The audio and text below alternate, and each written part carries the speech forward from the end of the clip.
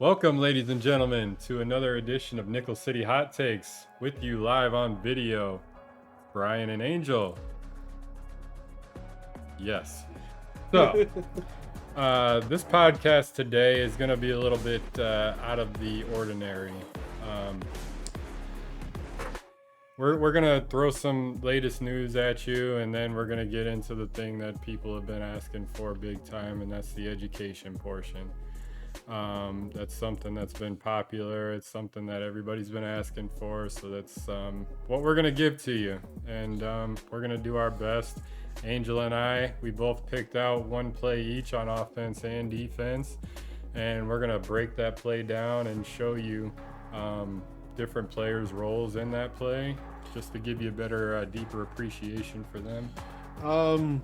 Just give you a heads up, with the season right now being awfully boring as hell right now, we're going to be doing a podcast once a month until basically The last week of preseason. last week of preseason. That's going to be our most exciting episode, the fantasy football episode. That's going to be fun. We all love fantasy football. But until then, we're gonna be doing this.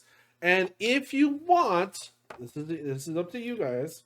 If you want, you can request us to review a certain play in Bill's history. Any play. Any play. And if you want, just to kind of broaden our horizon, you can do Sabres too. Ugh. You know, we do have a good history when it comes to they're a good place. Okay? The Sabres not been good, but they have been good at points. So if you want us to review the Drury play, we'll do that. If you want us to review wide right, no goal, fine, we'll do it. We just want to give you guys more, at least give you something until the season kicks in. Then it's on. Weekly podcast. But the way you can get with us on that is obviously through Twitter, through Facebook. We're on YouTube. Which is we're going to catch this video. Yep. Audio listeners, I know it's not going to be very much to... it's not going to be a very audio-friendly episode, but we'll try to be as descriptive as possible. But the reviews that we put, or the play reviews that we put online, are going to be only in our YouTube channel. Mm-hmm. So we'll have it linked up on the Facebook and Twitter, so you guys can catch those there. Those are going to be mini videos. It's going to be like just breaking down plays and stuff. So, yep. Of course, if you have a request, please comment. Any play you want, we'll break it down for you. Let's get into it. All right, so news. Breaking news. We all know the Milwaukee Bucks just won the NBA Finals Champions. Sorry to tell you, Angel. I know you were rooting for CP3. That's your boy, but yeah, they choked. Okay, they choked. They went up 2-0, and Yeah. they just let Giannis and the gang just run rampant on them. So, well, congratulations, Bucks. You know, I think it was their first championship since the 70s. 70s, yeah. So, hey, cannot not be happy for a team that hasn't won a championship in a long time. I mean, it was going to happen either way. And let me just say something about this, because my boy, the Greek freak, Giannis Antetokounmpo, he had the opportunity to join a super team. He even said this after the finals. He could have went and joined a super team, but he didn't. He took his Supermax contract and stayed with the team who drafted him. Yes, LeBron James. Without saying anything else, yes. Giannis did that with the team that drafted him. He stuck with them through thick and thin, and he brought them to the promised land. He led them to an NBA championship. I mean, that is admirable. I mean, mind you, there hasn't been a lot of teams lately that have been winning championship that hasn't been like constructed super teams. I mean, people can argue the Golden State Warriors before Kevin Durant went there. Yeah, but that wasn't a super team. That was their own, you know. They built that was the last team, really. Yeah. That was homegrown. Yes. To win a championship. Yes. I guess. But yeah, that's what I wanted to say on that topic. So much respect for a guy like Giannis to stick around, just putting the faith in his GM, putting the faith in his coach, everybody from top to bottom, and it's admirable. And that's the type of championship that I appreciate more Mm-hmm. than any other kind. That homegrown superstar that does it right. So good on you. Yes, I would have loved to see Aiton and Chris Paul and them win one too, just because You want to see Chris Paul win one he's for an once? easy guy to like. Yeah. He really is. But it is what it is. The better team won. That's what it is this year. Yep. Moving on into the MLB update. First things first. Cleveland. Oh God. It's a stupid name. Okay? It's stupid. I don't like it. Not because of anything to do with Indians or anything like that. It has nothing to do with Indians. Stupid name. Really, you could have done better. Like way better. It sounds like a double A team. So it sounds like a AHL team. Anyways, that's all. You're the Cleveland Guardians. That's all I've got to say on the topic. I'm done. I can't. I think one of our high school teams are called the Guardians here. Yeah. Oh no, that's the Titans.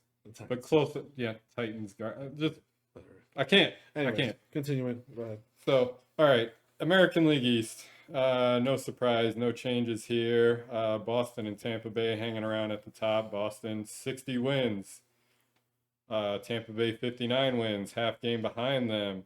Tampa Bay closed some ground since we last talked, which pretty exciting to see a nice tight knit race here going on. But the thing to look at, it's my thing. When I look at baseball, it's my thing. It's the run differential. You got the Toronto Blue Jays who are in fourth place. Your Buffalo/Toronto Blue Jays with a plus 80 run differential. That's only 7 runs plus behind Tampa Bay. That's 13 runs ahead of Boston. It's painful. It's painful because you know they got the bats. You know they've got the highest. Vlad's gonna win the MVP. I'd be surprised if he didn't win the MVP. So when you got a player like that on your team and you don't have the pitching to support him, it's frustrating. It hurts, especially knowing this is a Buffalo-based podcast and Toronto Blue Jays played in Buffalo, just recently left. It is what it is. They're 9 games back from the top spot. The Yankees are 8 games back from the top spot. It looks like it's going to be a dead heat between Boston and Tampa. We'll see. In the Central, Chicago is just running away with that division. First place, 58 wins, plus 118 in the run differential. Angel, can you guess who the second place team is in that division? Who'd we just talk about? I can't say the Cleveland. The Guardians are in second place. The Guardians. I'm not even going to say Cleveland anymore because I can't. Can we just say Cleveland? The Cleveland baseball team. The Cleveland baseball team. Yes, that is what it's gonna be called from here on out. We're calling it the Cleveland baseball team from here on out. The Cleveland baseball team is in second place, 9 games back. Just to put that in perspective, Toronto is 9 games back in the American League East, and they're in 4th place. So Chicago's doing it right. CBT is doing pretty good for second place, honestly. CBT. Yeah. Nice abbreviation. All right, in the West, Houston starting to run away. Oakland was close. Houston Astros, team everybody loves to hate. First place, 59 wins. Oakland in second with 56 wins. There's that run differential we talked about again in the last podcast. Houston destroying everybody else with plus 139. Yeah, Oakland's their only competition in that division as of right now. If the Angels don't get healthy, the Mariners cooled off since the last time we talked. So we'll see. Houston's still looking strong. Oakland's hanging around, but we'll see. Heading into the National League in the East, the Mets doing their thing. 51 wins. Phillies, not too far behind them, 4 games back. Atlanta suffered a huge loss. Ronald Acuna trying to make a big play in the outfield, ended up tearing his ACL. They did pick up Jock Peterson, but who knows if he's going to be enough to get them back into the over 500 column at least. But for now, it's looking like the Mets are going to run away with that division. Into the Central, that one was a little bit tighter of a race than we were talking about before, but Milwaukee 6.5 games up, and they're starting to run away with that division. Then in the NL West, this is probably my favorite one to talk about just because of the top 3 teams being so talented, so damn good. San Francisco still in first place, leading the league at 61 wins. Right behind them is the Dodgers. They're going to be scary all year. I'm surprised they haven't took back the top spot already. 59 wins, 3 games behind. And then the San Diego Padres, only a game and a half behind the Dodgers. This is going to be the tightest division to watch, the most entertaining division to watch. We've got the Dodgers leading the league with the run differential, plus 144. The San Francisco Giants at plus 123. And then the San Diego Padres at plus 100. These are good baseball teams. These are great teams to follow. You've got your popular ones like your Yankees that everybody's going to keep their eye on. But let's just face it, they've got names, but they're not producing like they should be. Teams that you want to keep your eye on in this league, unfortunately, Houston. Then San Francisco, the Dodgers, San Diego, teams like that, Boston, Tampa Bay. These are teams that you want to watch. If you like following baseball, you're going to see their highlights on ESPN. Or here. So, yeah, or here too, because we've got them sitting up updated there. Angel, talk to me. Now we know that the Bison or that the Blue Jays are back in Toronto. When are the Bisons heading back to Buffalo? The Bisons are going. They haven't played since almost exactly a year, and that's exactly when they come back. Almost exactly a year. August 10th is the day they will be back. For the obvious reasons, our Buffalo Blue Jays will be departing and going back home. Good for them. Yep. Honestly, I was watching a video of their welcome back thing, and it was like, it's pretty cool. Yeah. Honestly, Thank you, Buffalo. Also, thank you. The Thank You Buffalo video was really like, honestly, it's gonna be a good relationship with the Blue Jays and Buffalo for a long time, I imagine. But yeah, they're coming back August 10th. I'm sure everyone's very happy that everyone the Bisons are coming back. Actually, let me check something really quickly. If there's any people out there in New Jersey that were, happy to see the Buffalo Bisons out there playing, and they're having a great season so far. Second place in the division. It's not like you got a last place team out there, any New Jersey fans out there. You got to see a really talented team. Mm-hmm. Last 10 games, I'm pretty sure they're 9-1, I think it was. Mm-hmm. Right behind Scranton in the division, 3 games back of them. But yeah, I know we're beyond happy to see the Bisons back. It's bittersweet. Our fans are over there in Buffalo, they're sad to see the Blue Jays go. It's a major league team. Hopefully we'll get our time sometime. But in the meantime, we get the Bisons back. They're a big deal in Buffalo. Mm-hmm. Yeah. Excellent. August 10th, what'd you say, Angel? August 10th, yep. August 10th, the Bisons are coming back. So get excited for that, Buffalo fans. We got baseball. Tickets go on sale on the 26th. July 26th. So this Monday? Days. Yep. Monday, yeah. So yeah, Monday. So tickets are available on the 26th. And they look like they're starting at $10. So starting at $10. Bison's tickets.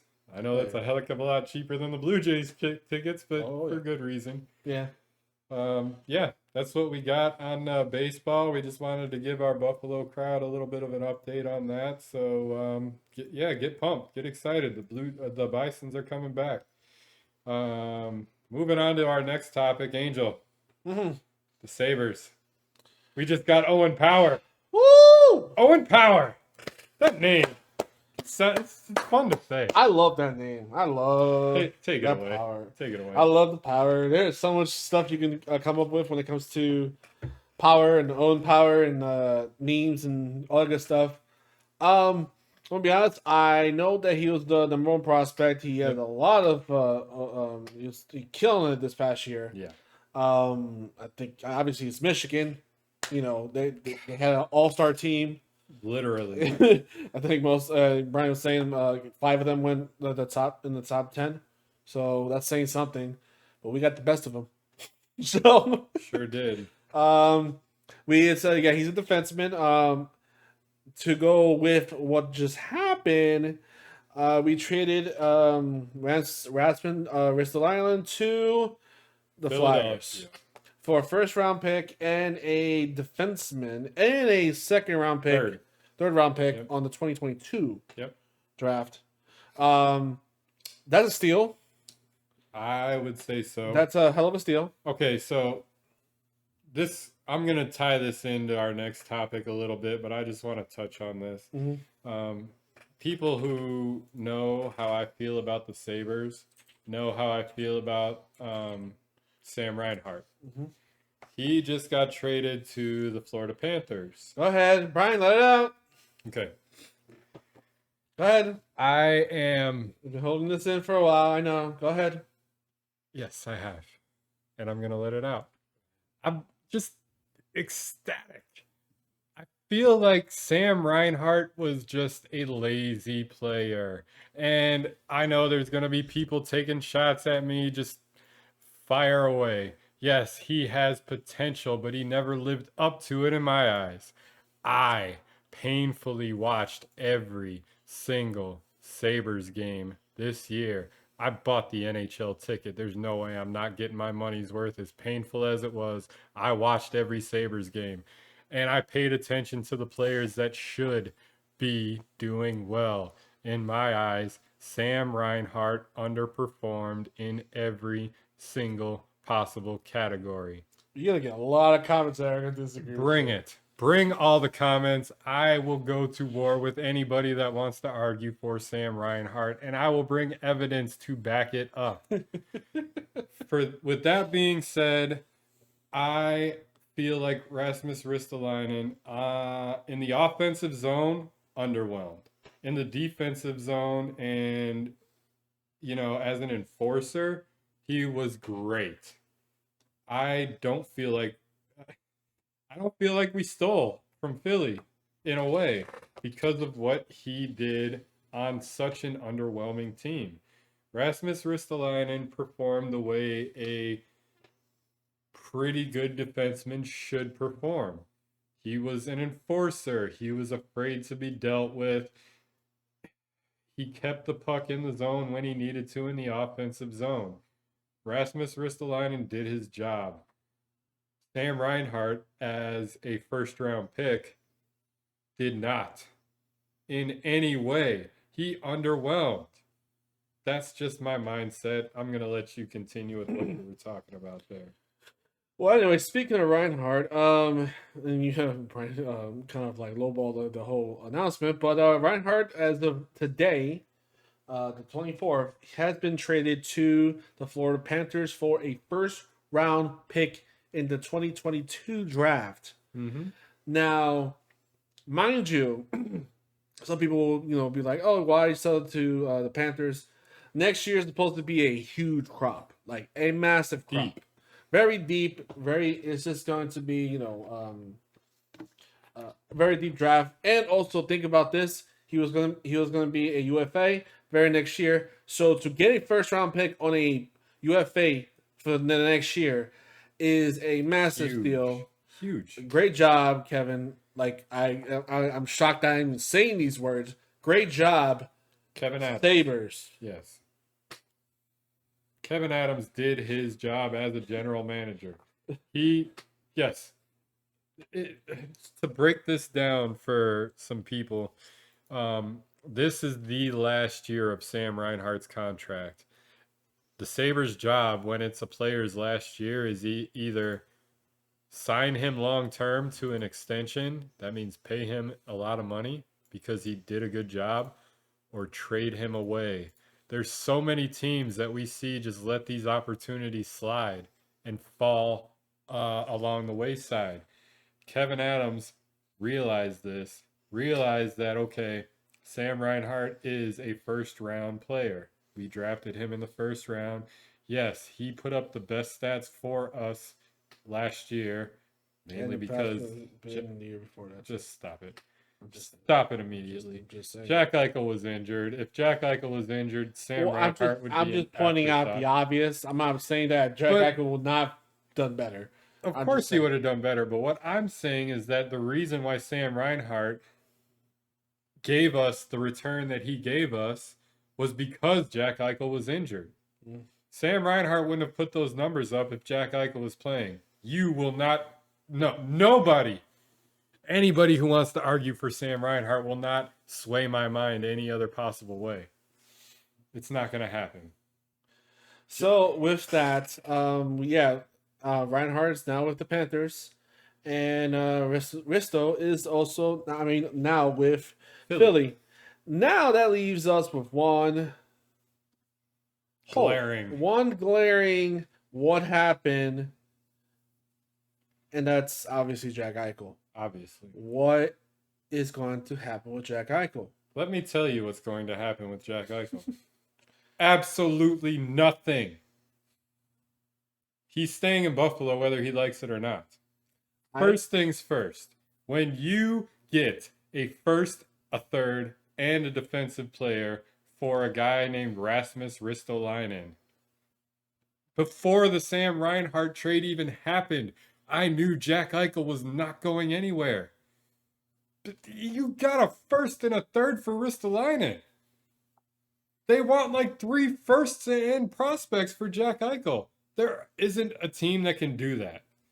The LA Kings, maybe. But they knew better than to give up that much. It's not happening. For everybody that was hoping that we would get rid of Jack Eichel, I could be wrong. I could be dead wrong. We could find the perfect trade partner. I'm telling you, I don't think it's going to happen. The exact confidence that I had that Tampa Bay was going to win in 4 or 5 games in the finals. I mean, those are two separate things, but you know, it's the same confidence. Jack Eichel's not going anywhere. Look, I don't think he's going anywhere because right now he's just too expensive. I think that is just what's happening right now is that he's not gonna go anywhere just for the fact that he is too expensive. Reinhart went for a first round pick next year. Risto went for a first round pick this year. He is worlds better than both of them together combined, and you're not getting anything out. You're not gonna get that total from him. He's Connor McDavid light. Yeah, he's not going to go. He's not going anywhere because there's no one that's going to pick him.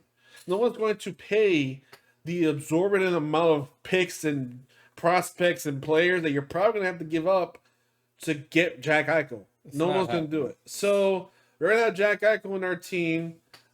And my issue is that it's going to be like we're going to stand each other for one whole year. I'm like, I hope that's not the mindset. I don't think that's the mindset of Jack Eichel.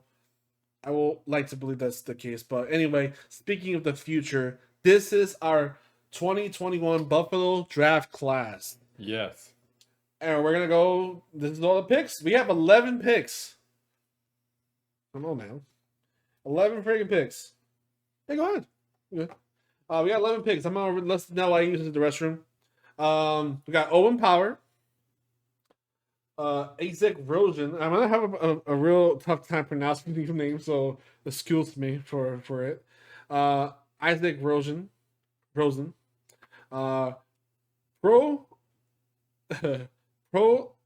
Pakahor. Portavov. I can't. I'm sorry. I can't pronounce these names. But this is the draft class right here. I'm sorry. I can't pronounce it. Josh Bloom. We did get a. I'm sorry. I also forgot to mention on the Reinhardt trade, We did get a goalie from them too. Not mistaken, and I forgot his name. I think it was not a prospect, but like a one of their backups or something like that. Devon Levi. Um, that's coming from Florida, so we'll see how that works. But yeah, it's gonna be a very interesting year. We don't know what's gonna happen, honestly. Zero clue on what's gonna happen with Jack. I hope it's just gonna be as business per usual. And I think, I think, I think what the Sabres do this year is really gonna determine if Jack is still gonna be sour by the team. Because really, let's be honest, we're not happy with the team, so why should he? So Well, there's that, and there's also the point of the rehabilitation. well, they already kind of talked about that. They already have made an agreement to that. So They did, and it sounds for people that don't know. Go ahead and educate them on. anyway, basically. the whole situation with the whole Jack Eichel Sabres beef, if you want to call it, was because Eichel wanted to have an experimental surgery, and the Sabres did not want him to do that. Plain and simple. Understandably, because there was a chance, and this is the first. It was a first time only surgery to a hockey player. So, understandably, the Sabres, did not want that to happen. I understand in both sides. Jack wanted to get surgery. He wanted to get better. He wants to get better fast. Understandable, but you can't risk your career on something that's experimental. So that's what happened.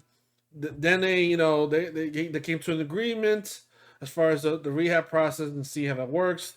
It's kind of been quiet since then, so we don't know much. Could be a good thing. Which could be a good thing. I think maybe it's just work out. But I think what the main thing is that if Eichel is really truly happy, is if the team is doing is going the right direction. That's the bottom line. That's it. If we win games, he's going to be happy. He's going to want to stay. He's going to want to sign long contracts. We just need to win games. If he gets players that can help him out, which they're trying to do, obviously they're willing and dealing.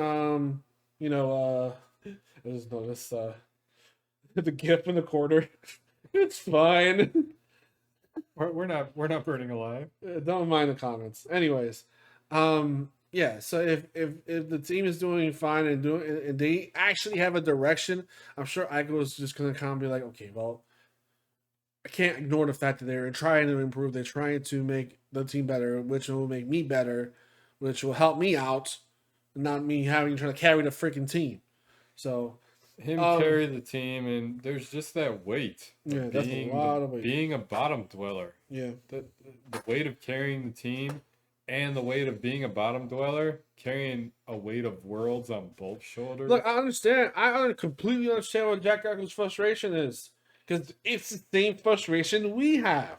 It's no different. Honestly, it isn't any different. So let's see how that works. But in a way, it is different. Us as fans, we just want our team to be formidable at this point. Yeah, and that's what he wants. He does, but he's the captain. He's the leader. He has to carry that weight. So us as fans, we want this, and we take it out on the team. We lash out on the team, generally as fans. Yeah. He is the target of that backlash. Yeah, I know it hurts him that much more. I know. He's the captain. I know, and that's why he's getting frustrated. That's why he wants to leave. Yeah, that's what I'm saying. Our frustration's no different from his because it is coming from us, and he doesn't want to lose. But the difference is he can leave. I know. We are homers. Yeah. No. See, can we leave? No. Can we root for the Rangers or the Islanders or Tampa Bay? We can't do that. He can go play for Boston, where he's from. I mean, technically speaking, we can root for anyone we want, and he can't leave anywhere. Would it be legitimate? Could we really go root for another team? No. Well, what I'm saying is that you have to understand the perspective of a person that's been there for 5 years and 0 playoff, and he's supposed to be a generational player where he sees Austin Matthews and freaking this guy go to the playoffs almost every year. Like, it's not fair. That is a front office problem. And that's what he's frustrated for. Yes. That's the Hopefully, thing. these offseason moves will show Jack Yeah. Eichel a generational talent that it's okay to stay here. We've got it under control now. We're gonna make the moves that you want to make. That's It's where I'm the at. same, the same feeling we are right now. Still constantly, cautiously pessimistic And optimistic. and optimistic. I think he's still in the pessimistic side, but he may have been like, "Oh, okay, I see what they're doing now." Yes, yes. So maybe something happens. But like I said, we can be sitting there now, and then tomorrow he gets traded. We have no idea. So Yes. let's get out of that. This is our draft class for now. Can't wait to see if Powers, gets right in there, or he's gonna go back to school. It's exciting. It's so Most exciting. likely he probably will go back to school. I don't blame him. Last time we got a draft lottery was Darlene, and he's an exciting player, Yeah. whether you like him or not. So it's gonna be a lot of fun. Honestly, gonna be a lot. Him and Darlene in the same line. Oh my god, Disgusting. even them anchors on separate. Oh yeah. God. Oh, we just got red Darlene. Oh shit, it's Powers. No. No. Oh god, no. Oh god. I quit. Okay. Anyways. So Anyway. and we did get a forward. Mind away. Yep. So they did just technically replace who we lost. Yes. So Yes. not all that bad. Also, the player that we got for the trade for Risto, Yeah, the defense. I don't know much about him. Do you know much? I really don't. When we traded for him, I tried to look up some highlights. There's not a whole lot of stats on the guy, but I know some The people are things- happy. yeah, Some people are happy. one of the things that I did notice, like Angel just said, some people are happy. Robert Hagg. One thing he is he's got They said he's a fundamental player. that's exactly what He's a very good he's- fundamental player. He's not a super flashy. one of the terms, if anybody's been watching the draft this year, is brain. Defensive brain. He has a mind for the game of hockey. Is he a replacement for Risto? No, not at all. No, But he'll be a good third line, fourth liner. I think. yeah, Easily. Easily. Even maybe second liner until Power. Maybe if Power doesn't go to school, or he does go We'll back see. to school. We'll see. I would love to see Power, but at the same time, let the dude win a national championship. Oh, God, like you just- can't like. You can't get any more. Have a happy kid coming back from a championship and then go straight into the NHL. That's what I'm saying. That'd be pretty sick. Let's sacrifice a year to let this dude win a Look, championship. we're rebuilding. He won a juniors. Yeah. He won with the Canadian team. He's gonna go win a national. There's nobody in college that's stopping the Michigan Wolverines in hockey. It's not happening. He won the juniors with Canada. He's gonna win with Michigan. Let's bring that winning culture to Buffalo. 1 year later. Yeah. Let's just do it. No biggie. No biggie. All right, that's where I'm at with that. You know what? It's been fun to talk about the Sabres not in a negative way, Yeah. dude. To be honest with you, it's been fun. Yeah. It's fun to actually talk about some shit about the Some Sabres. hope for the future. Seriously. Let's get into a fun topic. Mhm. This is something that a lot of our fans have been commenting and asking for.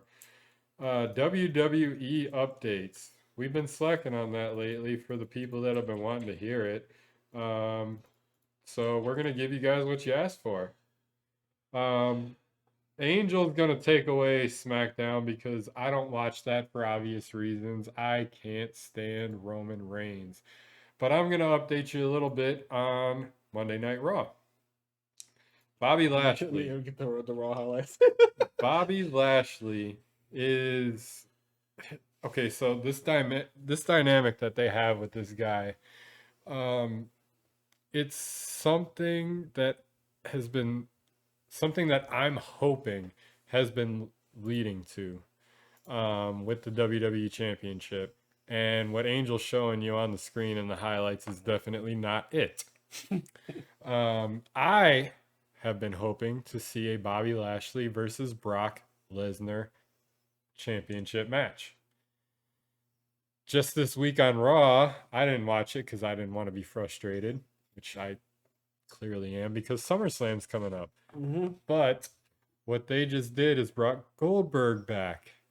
And what it seems like is going to happen is he's going to challenge uh, Bobby Lashley easily.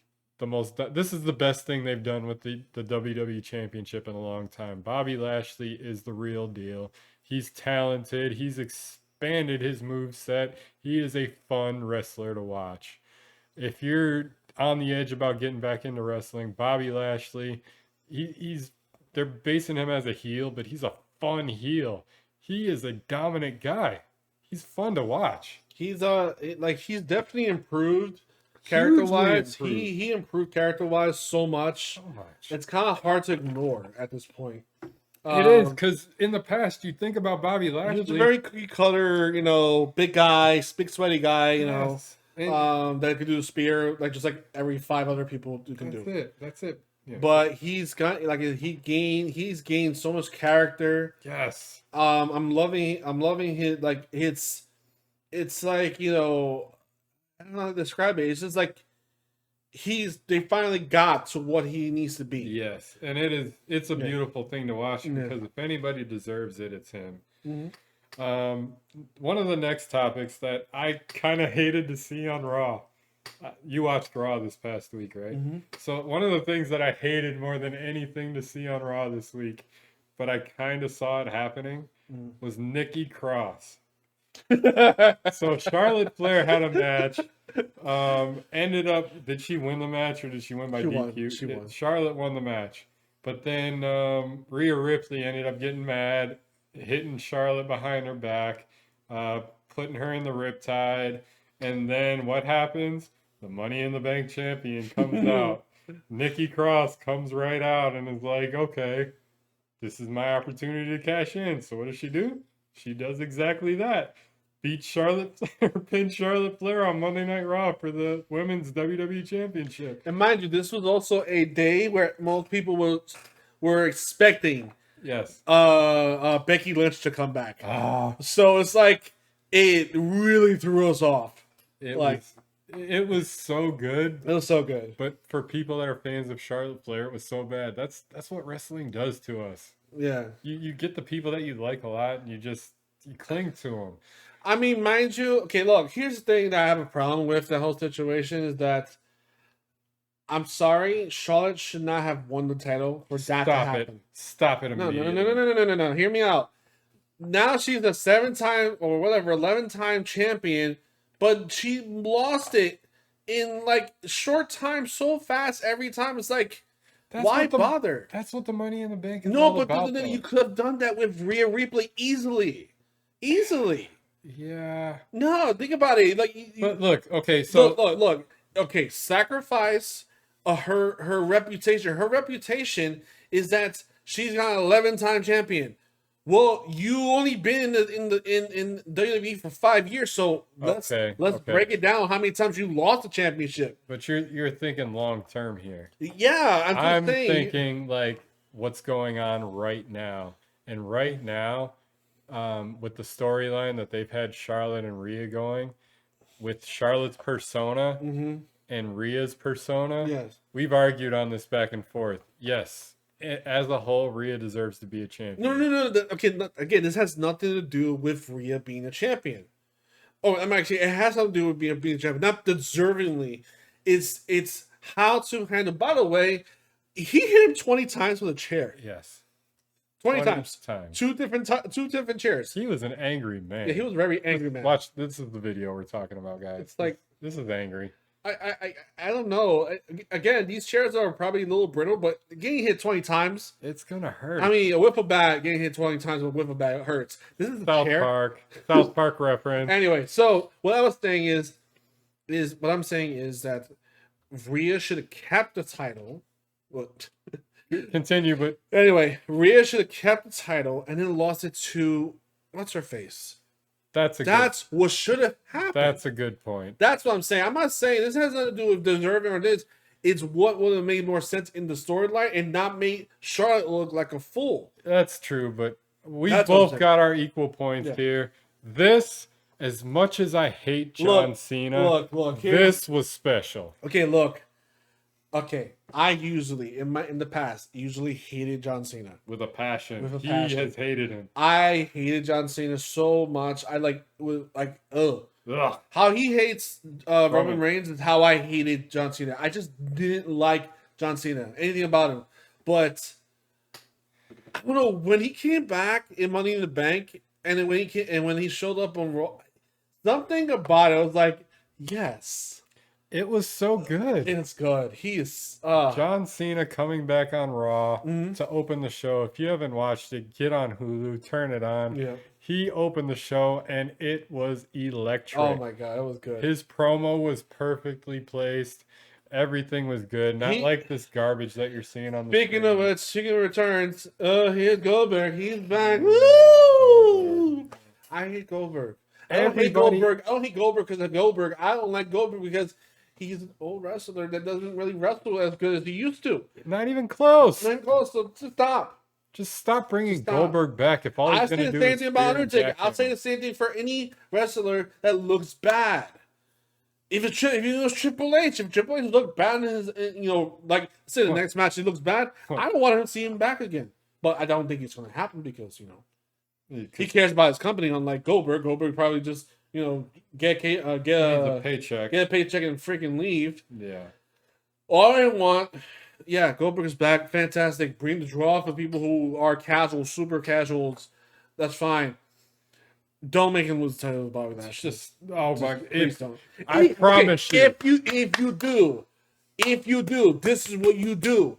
If Goldberg wins the title, Big E get that shit right away and then call it a day. That's how you bring that moment. You bring that moment that way. This is the only scenario where I will not stop watching Raw. Yep. If you let Goldberg beat Bobby Lashley on this high that he is on, and if you do not let Big E come in and cash in on Goldberg, I'm done. I can't watch Raw right now. I can't watch SmackDown right now because of Roman Reigns.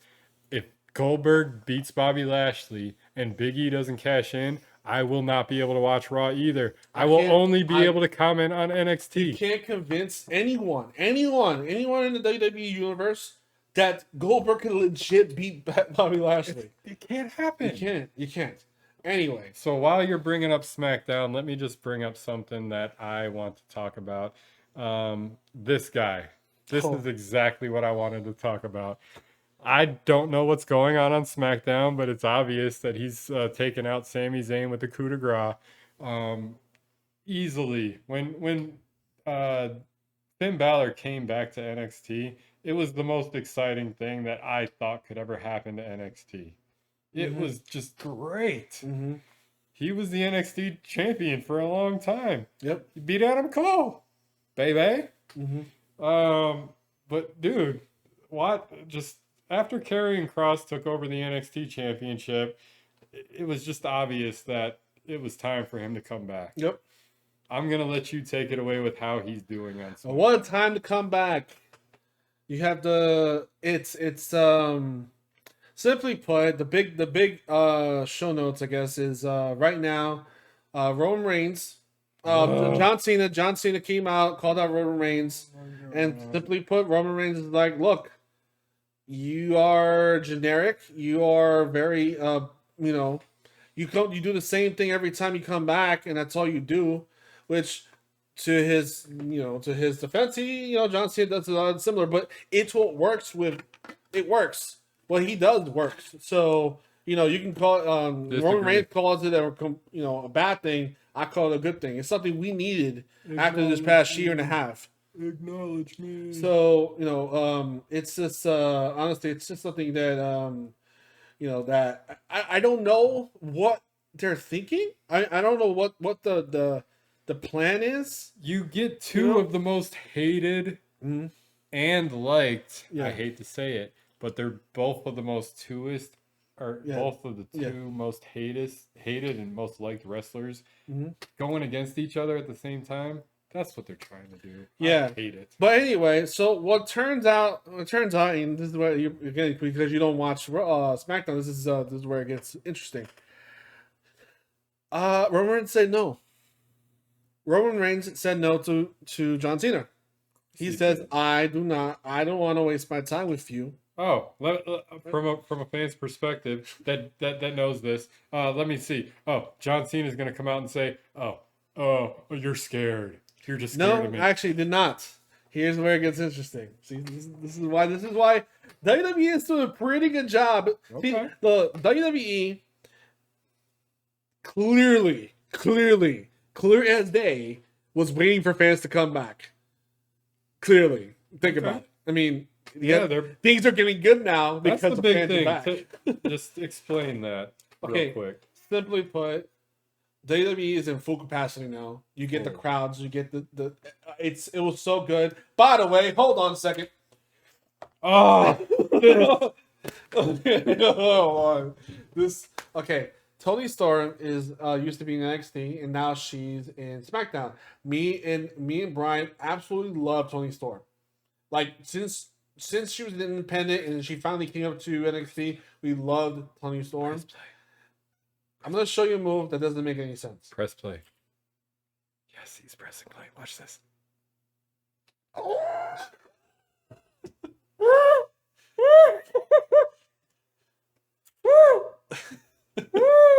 That move.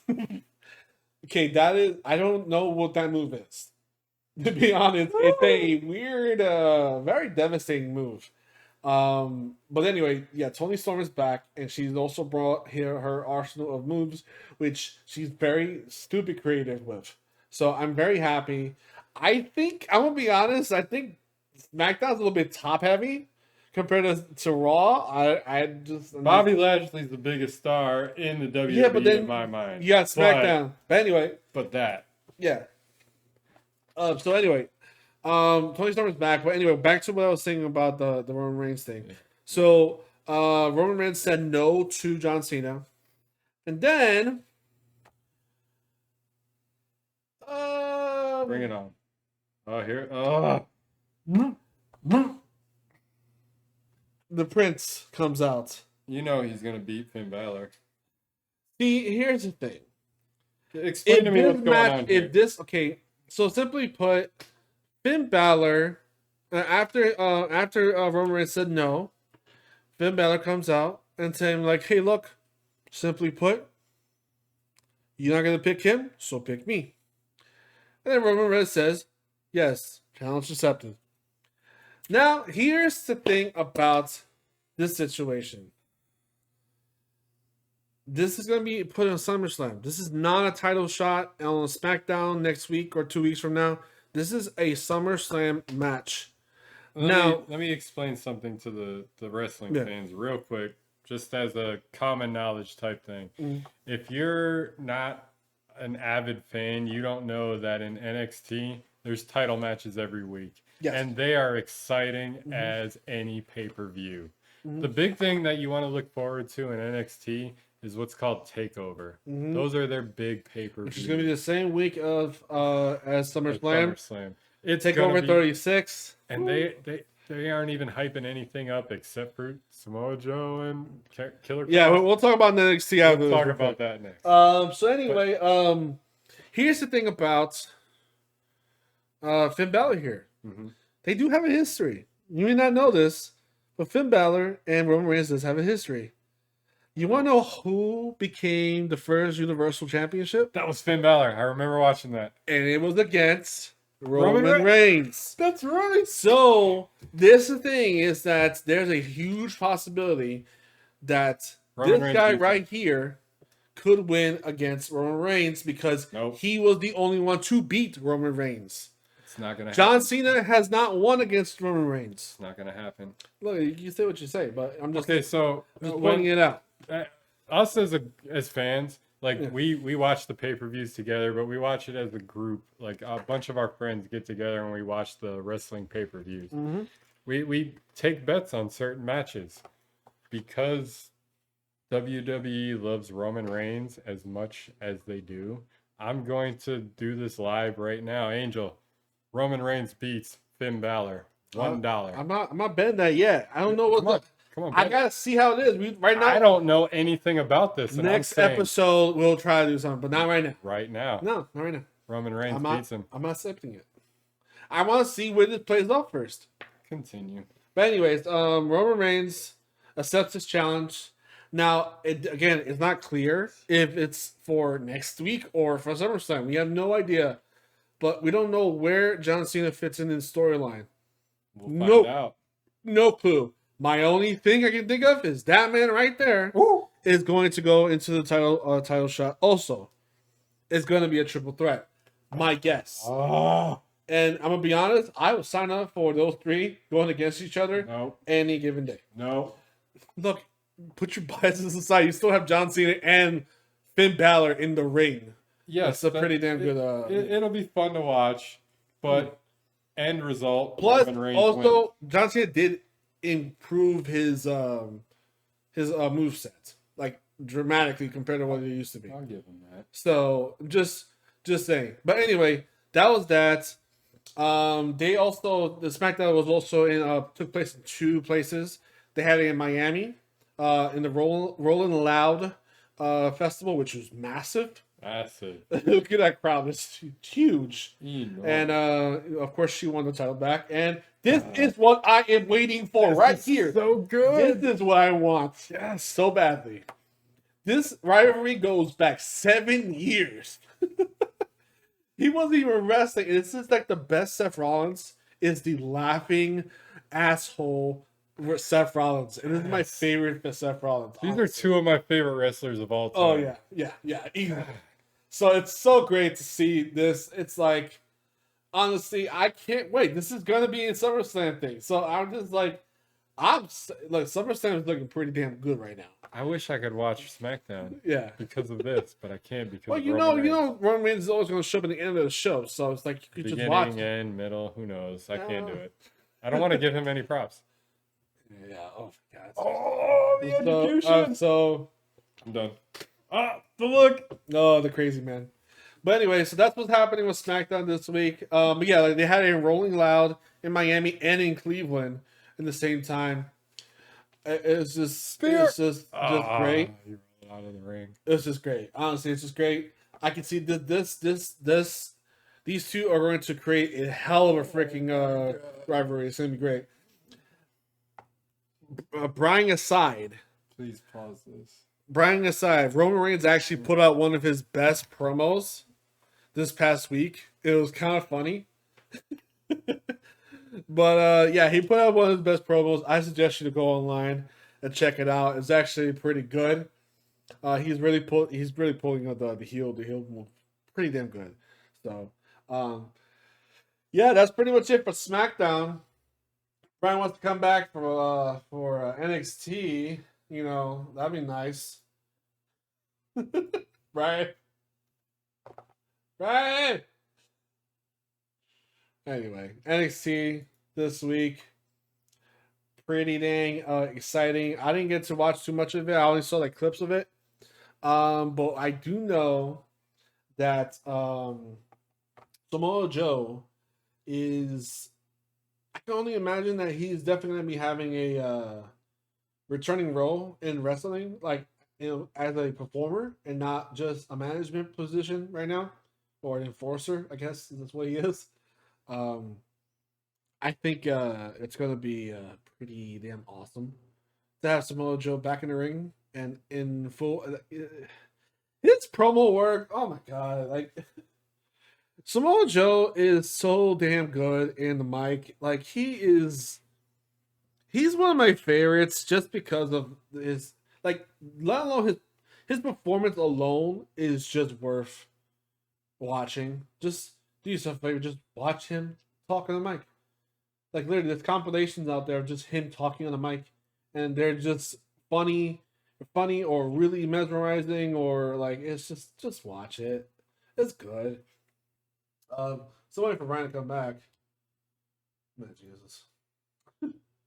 But yeah, NXT right now, Undisputed Era, or what used to be Undisputed Era, is like, you know, they're obviously broken up, but now they're going against each other. It's crazy. That's happening. Brian's finally back with NXT.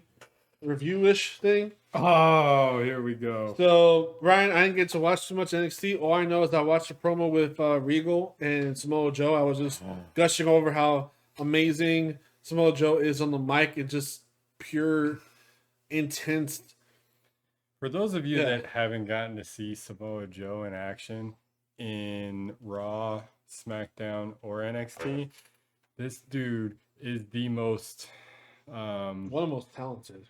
well, beyond that, Yeah. but he what do they call ruthless aggression? Yeah, he's When- the cold Before player. you think of WWE and ruthless aggression synonymous, Mhm. just think of the words ruthless aggression. Mhm. That describes Samoa Joe. Yeah. So basically, what happened at the last takeover? Samoa Joe was the guest referee for the match between Killer Cross or Karrion Cross and Johnny Gargano. But leading up to that match, Killer Cross and Samoa Joe were basically beefing. It's an alpha dog. Who's the alpha? Samoa Joe came in as an enforcer for the GM, William Regal. Karrion Cross is the NXT champion. Who's the alpha? Okay. So they go into that match. Karrion Cross ends up beating Johnny Gargano pretty handily. Then at the end of the match, he ends up choking out Samoa Joe behind his back with his, sleeper hold, basically. So fast forward to NXT on Tuesday. Samoa Joe opens the show and he's livid. He's beyond pissed off. And he just, where are you? Where are you, Killer Cross? Where are you at? I'm coming for you. And basically, he ends up never showing up until the end of the show. He takes out the general manager, William Regal, who Samoa Joe was brought there to protect and enforce and back up.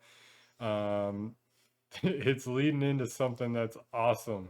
It's going to be so good with SummerSlam coming up.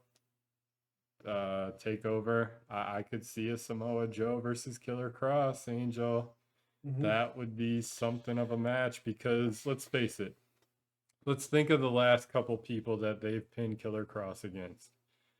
They've been tiny. Like look at Kyle O'Reilly. That he had no chance against Killer Cross. The only small guy in NXT that anybody should be able to see have a chance against Karrion Cross is Adam Cole, baby. See, I knew what he was going to say. Without even thinking, I knew what he was going to say. The only wrestler in NXT that is small that has any type of chance against Karrion Cross is Adam Cole. He is that talented. He could go on any show and take over. He's Okay. like, go ahead. Okay. Don't wanna like cut it because we're going on an hour now. Yeah. Look, the match between Cross and Samoa Joe, because you know that's gonna happen. Oh yeah. And Takeover 36 is gonna be oh boy, boy, I tell you, it's gonna be good. But I have one gripe. Oh boy. Quick gripe. Why did you bring him back to Raw just to lose to Jeff Hardy? God. Don't get me wrong. I was ecstatic when I saw Jeff Hardy come out with his one of his, no more painting on the walls theme song. Don't get me wrong. I was stupid hype. I wasn't. I hated him. I love that theme song. It was great. But anyways, there's no reason why he should have lost against Jeff Hardy. No. Now, the only way they're gonna make up that is if the next time, because Karrion Cross did say, "I'm not done with you, Jeff Hardy." The next time he sees Jeff Hardy, he literally beats him down to a bloody pulp, just like Brock Lesnar did to him way back, where he was just like a lifeless corpse. That's the only way you're gonna redeem that, because he never lost a single match ever. Singles match. Singles match. He never lost a singles match ever, and he lost to Jeff Hardy. I'm sorry, it's not the same James Hardy. Not even close. And even if it was prime Jeff Hardy, he's not beating Cross. Nobody You can't have Cross beat Finn Balor and then lose to Jeff Hardy. It makes no sense. Anyway, that's my rant right there. We have to move on to the next. Move forward. Basically, what he's saying, and what you can see in his voice, and what you can see in my voice, is WWE is exciting right now. Mm-hmm. Pay attention. I don't know when SmackDown is, but Monday Night Raw is obviously Monday. NXT is Tuesday, which is the best show by far. And what is SmackDown?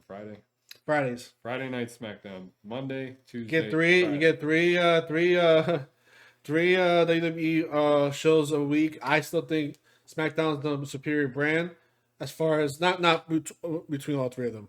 NXT is still going to be the top. Thank you. But I would say SmackDown's definitely second. Raw is just not catching up because they've been horrid the last couple of weeks, and now the fans are back, and now they're bringing back people. And Bobby Lashley is carrying that. And now he's carrying the brand. Now hopefully more people start carrying the brand.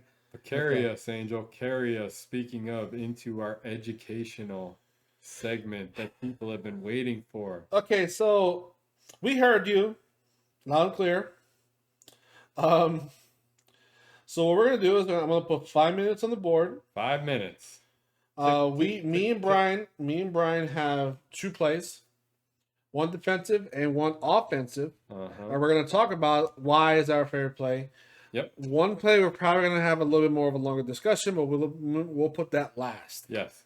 So what I'm gonna do is I'm gonna go to my first 2 plays. Oh, here we go. And then Brian's gonna go after and do his 2 plays. So I'm so excited for this guy. I love this. This is just basically a quick analysis on what made the play work and how substantial that play was in that certain time. Mm-hmm.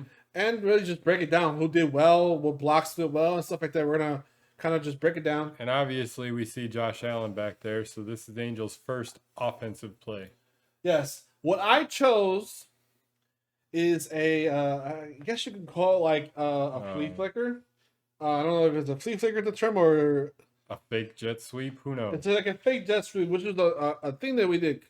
One of my favorite plays in the arsenal that Dable has is jet sweeps. He can do whatever he wants with jet sweeps. He can make anything happen out of a jet sweep. And this is a prime example. And this is a prime example of what happens when you look at our tape and think you got the best of us. Now don't mind the opponent at all. Okay? Don't mind the opponent. Just mind the play. Let's break this play down. Okay. All right. So what we got that here. 5 minute timer. All right. Here we go. So we're gonna play the play right here. I'm not gonna put no. Here comes McKenzie. Oh, here he takes the jet sweep. Wait a minute. He's passing it back to Josh Allen. He's running to the 5. Juke into the end zone. Oh, I'm not going to throw it into the pan. Oh, so let's Angel break that down. Okay, so I'm gonna put it down into like times here. Oh, not bad. I don't know. He's gonna break down the speed just a little bit. He's gonna slow this. Look at this play. Okay, so as you can see, handoff. You have McKenzie here coming in. And wait, look at the defensive, or look at the offensive line. Everyone is a key. All linebackers are heading over to the right side because the offensive line and the running back are fake. And mind you, McKenzie does have the ball, so they are obviously doing what they're supposed to do. But look at Josh with Allen. the handoff, waiting for 42 to clear out for a second, and then. There he goes. Lineman, I'm not worried about you. I'm just going to go past. And great block right here. Because of that block, he's got one man. Great block. I think that is, who is that? That is Dawkins. Of course Dawkins, the snowman. And look. Great block right there. He's got one man to beat. The juke. And then. It's awesome. These plays I love because obviously you just don't see quarterbacks scoring. Well, Angel. The real reason why this play is so special is because, listen, this Arizona game was a little bit later into the season. Mm-hmm. Earlier into the season, stop. There we go. He paused it perfectly. Earlier into the season, Isaiah McKenzie takes that ball and runs it. And does the exact same play, runs it right up to the right side, and then scores easily. Or gets a first down. No. He literally got a score by doing that same exact play. From this point in the end zone? Yeah. Yeah. Yeah, I From think it what was. we're looking at right here from 15 yards out. Yeah, that was. Yeah, He's getting into the end zone. But Yeah. from any other point where Oh you see yeah. a jet sweep, Mhm. it's a first down. Yeah, exactly. So, as you can see right here, we got two linemen on one guy. That's probably their big dude. And look, I mean, it's a perfect. Yes. The linemen did their Disguised it assignments perfectly. Perfectly. And So, Josh Allen faked perfectly until the last second. and you can even see the top corner Diggs running his route very convincingly Yes. and watching, and then like you see he's on him. He's running slow, but he's looking like it's a fade. A short fade route. And mind you, great pass by McKenzie. That was a great pass. That was a great pass. Honestly, a wide receiver is always like a wobbly pass. And then, how many quarterbacks can juke like this? He knows he has one man to beat at this point. Look at this. Whoop!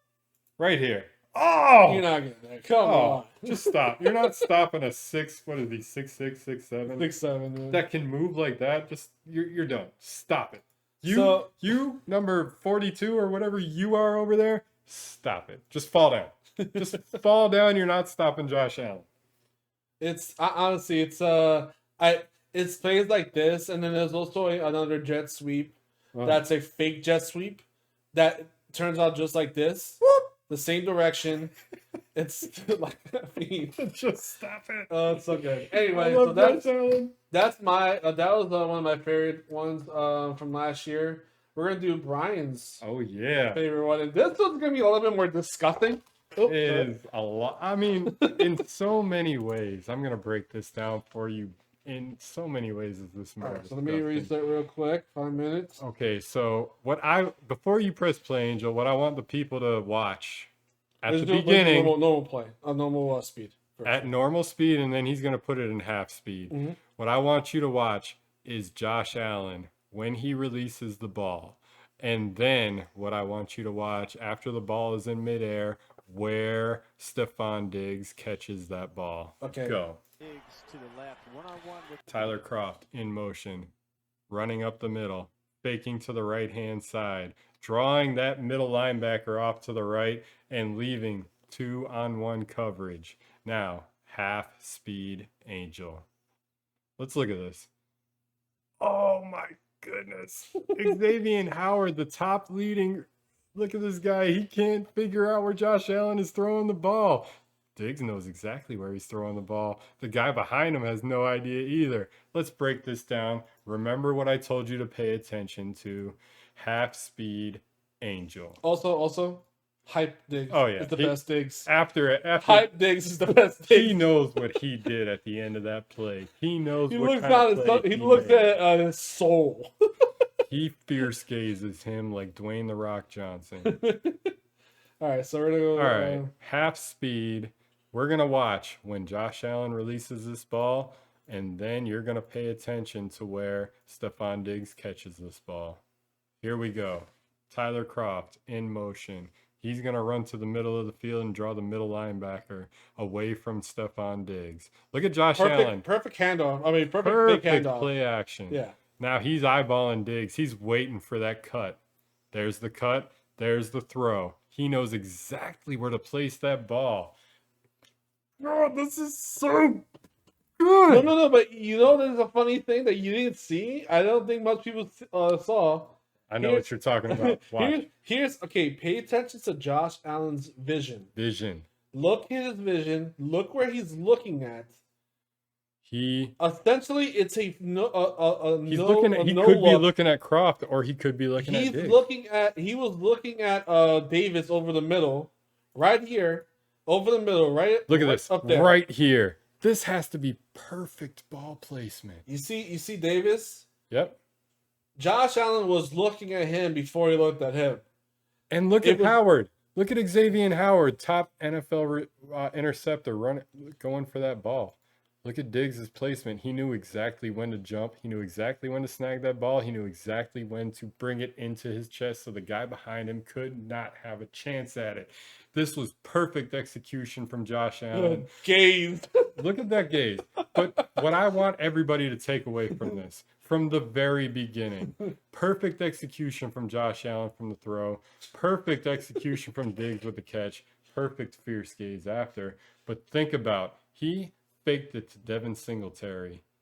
Singletary sold it well up the middle. Very well. Tyler Kroft sold it well running through the middle. Doing your assignment. Was a perfect executed play from the very beginning. Right there. It's so damn convincing. Like, yeah, this is a handoff according to the Dolphins. Kyle Van Noy thinks it's a handoff. Yep. He's Kyle waiting Van for it Noy right is there. waiting for it. And now he breaks the line. Tyler Kroft, right before that cut happens, he makes it look like he's going to block Kyle Van Noy for the run play. So either way, Tyler Kroft is wide open, but Josh Allen says, no, I can make the perfect pass over the top defensive back in the league. This is what I'm talking about. I can't even, this is the best play of the year from the Buffalo Bills in my eyes. I'm done. I can't even gush over this anymore. Stephon Diggs and Josh Allen are going to have a career year next year. By default. By default. And Okay. I'm looking at you, Kansas City Chiefs. Where's my camera? There you are. Yeah, you knew camera. You knew when to turn off at the right time. Kansas City Chiefs, I'm calling you out. It's over. Look at that play. Look at that catch. Look at our defense is upgraded. Your offensive line is degraded. I don't care what you added. You have injuries. We're coming for you, Patrick Mahomes. It's over. Josh Allen is bringing the heat. Stephon Diggs is bringing that fierce gaze. He's bringing the heat. It's over for you. We're showing you, even if you do make it to the playoffs, what is it, week 6? It's over. You're done. Your reign of terror is over. It's Bills Mafia time. Take it away on your defensive play. So that was almost exactly 5 minutes long. So that was pretty good. It's pretty good. Honestly, it's crazy. That play is just it seems like a simple play, but like you break down the fundamentals of it, then you start to appreciate it more. How everything was executed. Yeah, That's why you appreciate it. Speaking of execution, This is awesome. this play right here is one of my favorite plays, and probably a lot of people's favorite plays because of a certain Jerry Hughes. Angel made an awesome pick with this play. Oh. Watch him break it down. All right, so we're gonna start here at 9.5, and I'm gonna turn the audio off. There we go, and let's play and let's see what happens. Actually, we already know what happens. Fake handoff. Here we go. Boop. Is that Drew Lock? There you go. Is that Trey White? There's All right, Jerry here we go. Hughes. Whoop. Let me go this way. No, let me go this way. Okay. Hey, whoop. There you go. Who is that guarding? Who's that blocking? that Last is- block. Hey, Ball Jones. Aaron Johnson. Okay, break it down, Angel. Tell me what you saw. All right, so mind you, we didn't score a lot this past season to begin with. On defense. On defense, I should say. It's definitely not for offense. Pepsi. Anyway, so let's start here. So we got a corner blitz, Corner blitz. corner blitz. We got White in the corner. Mind We got you. White in the end right here, and we got our 4 linemen 4-3. Yep. 4-3 defense. We were originally going to talk about that, but I still fit in 4-3 in. We promised and we got it. It's here 4-3. I love this guy. So, And this is a tricky 4-3 because you normally don't see Trey White lining up in that position in a 4-3 defense. But I'll let Angel breathe. so okay. Obviously, like I said, we got Trey White right here. Some people can think, hey, maybe he's pressing. We don't know. That's Could the be a great run thing play. about this guy is you don't know what's going to happen. Hey, he can run with I forgot who that was again, but Yeah. Philip anyways. Lindsay. yeah, there you go. He can run with him. So it is very possible he could be pressing against Lindsey, but it's Taron Johnson. it's Or no, that's not Taron Johnson. No, it's not That's Taron Levi Wallace. yeah. Well, it's like he's 37 Mac, so you got one pressing and one He's reading that play very yeah. well. Yes, exactly. So we're gonna play a couple seconds And you in. want to take an eye. Wait, pause it. Circle around Taron Johnson. Oh, Taron Johnson right here. He Okay, is so we the do have a spy. QB spy, Okay. and that is Taron Johnson right here. He's He gonna- is watching. Drew Lock? Was it Drew Lock. Drew Lock, yeah, he was. That's right, he was playing. I was thinking the other year. Yep. Yeah. He's watching Gulak hard. Paying attention really carefully. Look, Now he's he's like, running up. wait. Oh, let me back away. But then you have Trey him White. spying him on your face, and then who Trey White. is behind here? Trey White. Trey mother flipping White comes in. Oh, Drew like him. Oh, I have all this room. I don't have to worry about him. Maybe I can juke him. No. You got White doing. By the way, he does a Sack fumble. fantastic job. He's Fantastic job in strip fumbles. yes. Honestly, really great job. So you got Oh. Hughes here, and you got Taron Johnson here. That's the people that are near. Gulak is not getting it. He already has a White on him.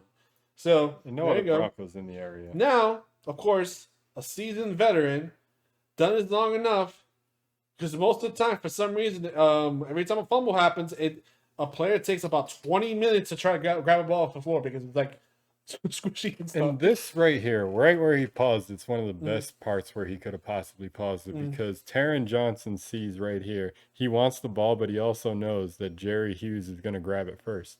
So immediately he reads the situation. He knows what's going to happen because he trusts his teammate to get the damn ball. Yes. Guess what?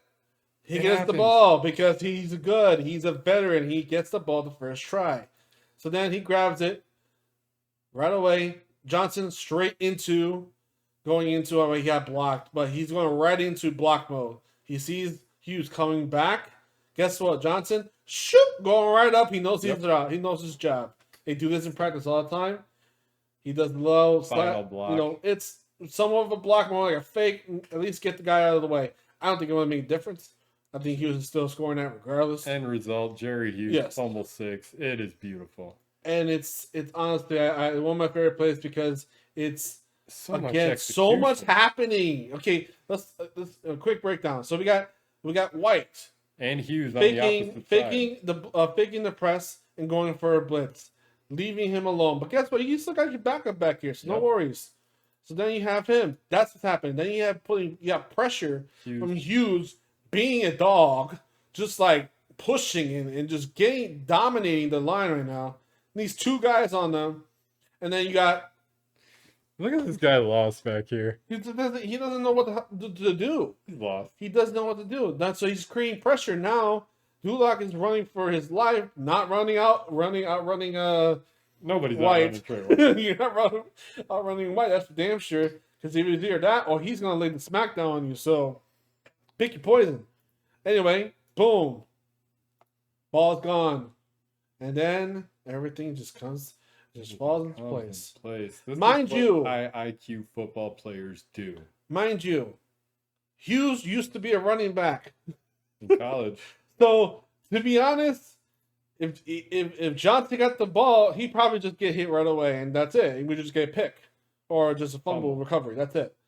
Because of Hughes' multi-positional skill sets, he's able to do this and get away from that. His vision is still intact. Yep. Been in the league for so damn long, and he still has running back vision. He hasn't played a position in God knows how long. Look at God. This And play. just takes it to the house. This play. Like, oh my, oh, Great decision there on this play. This was excellently executed. it's so great. So great. And it's excellently executed by two of our most favorite players. Yep. Jerry Hughes, touchdown. Trey White, strip fumble. And our favorite up-and-coming You can't player. make this stuff up. This is like stuff you see in a movie. It is. Old school OG in the team who scores in one of the best seasons ever in Bills history. You Yes. can't make that stuff up, honestly. You can't. And it was our favorite up-and-coming player, Taron Johnson. Let's get into my last play. And this is The going most to be- controversial. I wasn't really too sure if you really wanted to put this, but I'm going to explain the to the people infamous why. Hail Murray. I'm going to explain to the people why. Full Okay. motion, then you can break it down in half. So we'll The play Hail it. Mary. We'll play it. Here we go. Watch the defensive line. Watch how they rush Murray. This is a Michael Vick type quarterback. They're doing everything they can to contain him at the line of scrimmage. Now, in this play right here, Trey White gets in front of Hopkins. Micah Hyde gets behind him. Jordan Poyer gets alongside of him. They all jump simultaneously. They all play the ball perfectly. With the tallest guy and the best hands on that play, there is literally nothing all three Bills players can do with a generational talent like DeAndre Hopkins to beat him. Okay. There is nothing they can do. This is my argument All right right. here. Break down what's happening here. What's happening here is Hopkins sees the ball. He's getting ready to plant his feet and jump. Hyde and White are doing the same thing. What I'm seeing from Poyer on the side is he is coming in a little bit later than normal, so he might be the wild card here. But regardless of what Poyer does in this play, Hopkins knows he has the highest point on the field where he can reach that ball and beat all three Bills players. In my mind, all three of them did their job perfectly. There is nothing they can do. They just got beat by a better player. Now, in hindsight, Angel. Okay, in hindsight, this is what I've always thought of this since the play actually happened, and this is my analysis on it. Now, will it make a difference? I don't know, but this is what I think.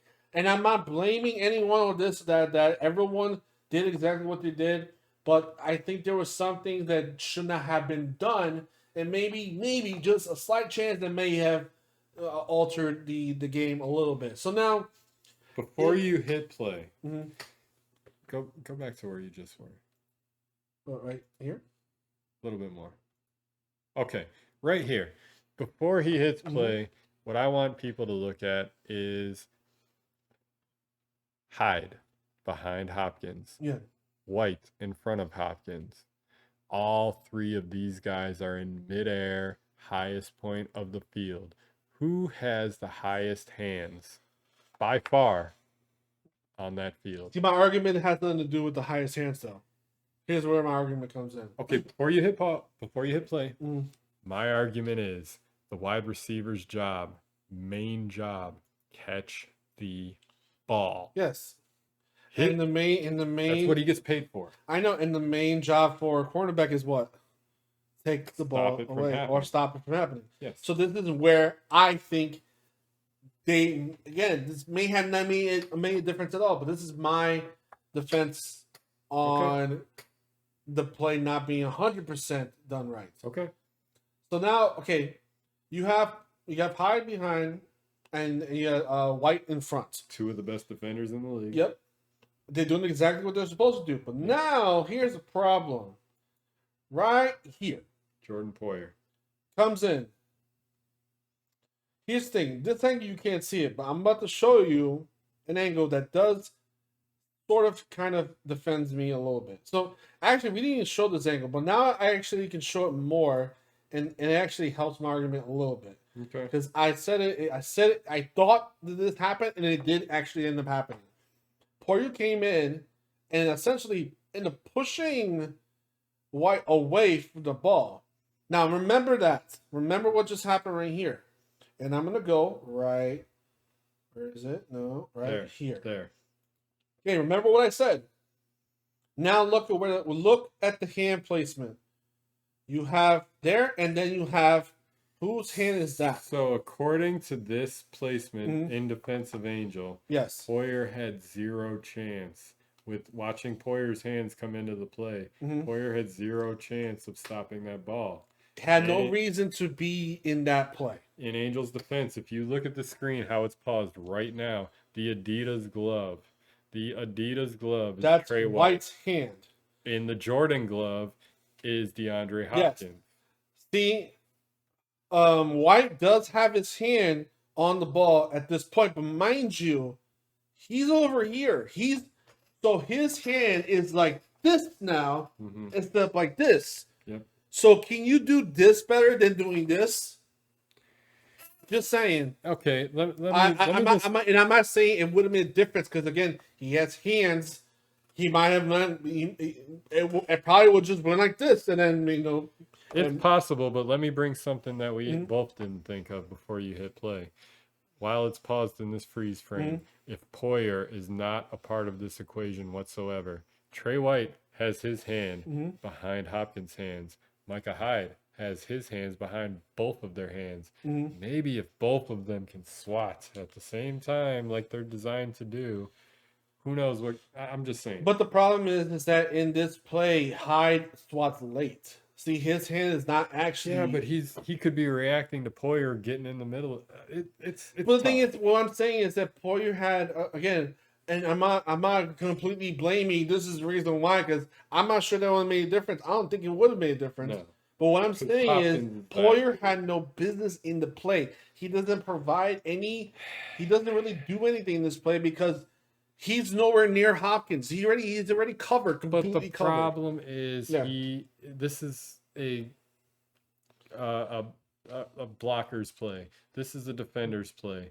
It's a Hail Mary. But what What these is defenders are designed to do is get up as high as they can. yeah, but okay, but you still not explain to me why is Poyer going into that He's play? in the heat of the moment. Yeah, I know, but again, Okay, so us watching this from an Yes. outsider's perspective, Mhm. we can see this from an outsider's Yes. perspective.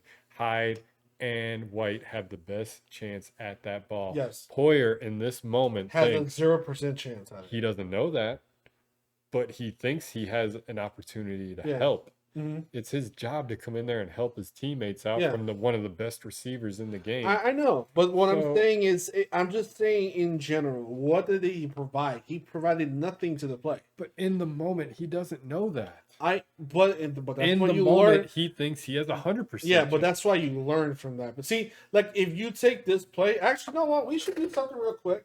Hold on 1 second. Okay, so okay. Anyway, going back to what I was saying, real quick. So let's say hypothetically he does not run into Trey White. Trey White. See his hand position. Look Yeah. how it moves away. Yes. You see, Trey White. he's getting pushed away from the ball. Yes. When I think White knows he doesn't have a chance And to catch the also, ball at the peak. But also look at Hyde's hand placement right here. yeah. He's going for the tackle instead of swatting at Yeah. the ball. So okay, take that, and this is why we love football, because you learn from your mistakes. And this is why this is the play that I picked, because Yeah. it's so controversial. It's so controversial. Yes, and to be honest, I wasn't even mad at the game. You can't be mad at You a play can't like you can't this. be mad at a play like that. It's a freak thing. I'm sorry. Congratulations. That was your Super Bowl moment of the year for Arizona Cardinals. for the Arizona Cardinals. We went into the AFC Championship. Hey, congratulations. That's fine. Anyway, what I think is, it was a great play. It was a one-on-time. You're not doing that again. Sorry, Cardinals. Good luck next time. Nobody's doing that. No. It's hardly. I mean, the last time you seen a play like that was Aaron Rodgers. Yes. Yes. Okay. Anyways, so remember this play, because there's a certain play that happens Fans. in Colts versus. You're not typing. Oh, I am not. No. Okay. Colts Oh yeah, here we go. versus Bills. Hail Mary. The Hail Mary wild card game. Here we go. We're having cold sweats at this point. Oh my God, no, Angel, don't do this to me. So Okay, here we now Here we go. similar situation. Okay, we're gonna Mind you, this is the AFC divisional game. We're in the playoffs at this point. Yep. Okay, pay attention. Watch Micah Hyde in particular. Mhm. Here goes one of the best quarterbacks ever, Phillip Rivers, anking back, throwing it in, not getting it to the end zone. Watch Micah Hyde. There he goes, just swatting the ball. Okay. Oh God, this was. Okay. I don't think they're gonna show the replay of that. Okay, so Break it down. all right, here we go. This is why I love football, because you can never count a team out and you can never rely on previous mistakes. Here we go. Okay, so again, final play of the game, 4th and 11, 4 seconds left. Let's be honest. I'm gonna say it right now. I didn't think there was a hell chance that Phillip Rivers is gonna throw it that deep. He's not Kyle Murray. He's not Josh And Allen. he didn't get it into the end He didn't even zone get in either. the end zone. So technically speaking. And we're rushing 4. Yeah.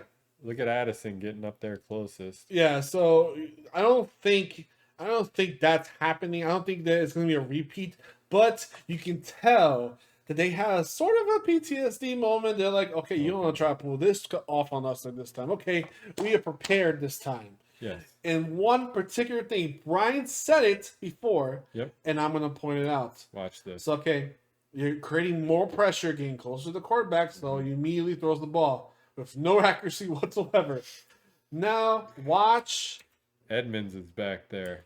Hyde is back there. Milano Right here. Yep. Right here. Remember, Hyde was behind the wide receiver before against Hopkins. Guess what he does this time? SWAT. Yep. What did he do in the past play? He tackled. Yep. What did he do this time? He swatted. And what happened? Here we go. Oh, we all know what happened next. Here we go. And SWAT. highest point. Done. SWAT. Game, set, match. Yes. On to the AFC Championship. Yes. Or actually, no. Divisional.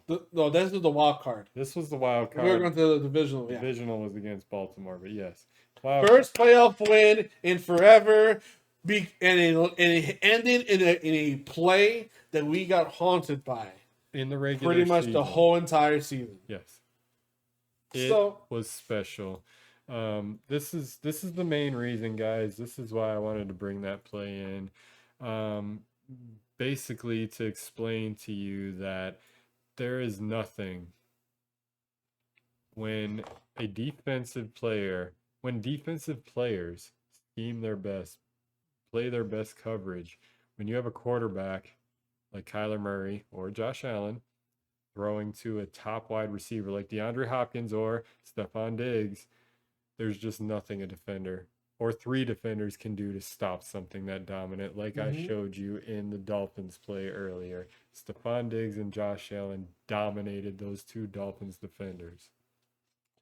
and honestly, it's this is why I look forward to doing. We look forward to doing more of these videos. Honestly, please send us some more submissions. These were our favorite plays. These were our favorites of this past season. I mean, I can pick out one of my favorite, plays when it comes to hockey or football. I can come up with more, but I'd rather you guys give us the ideas because that'd be too much work for us to do. Both of us would rather you guys send us just a play that sticks out in your mind. Yes. I mean, we're willing to go through the heartbreaking moments. We are, we're some hardened fans, so we'll if we need to go Music City Miracle or Wide Ride or anything of that, hey, We'll break it all down. anything's fair game.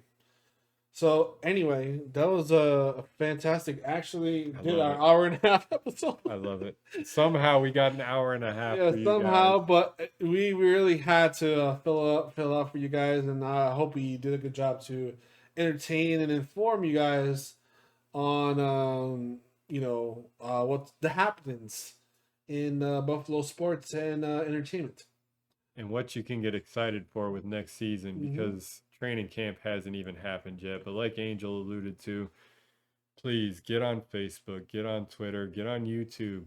Tell us which plays you want us to break down for you. We will do it. We will do it with a smile on our face, no matter how painful it is, because obviously we just broke down the Hopkins play and gave you a good reason, a happy reason as to why it was relevant.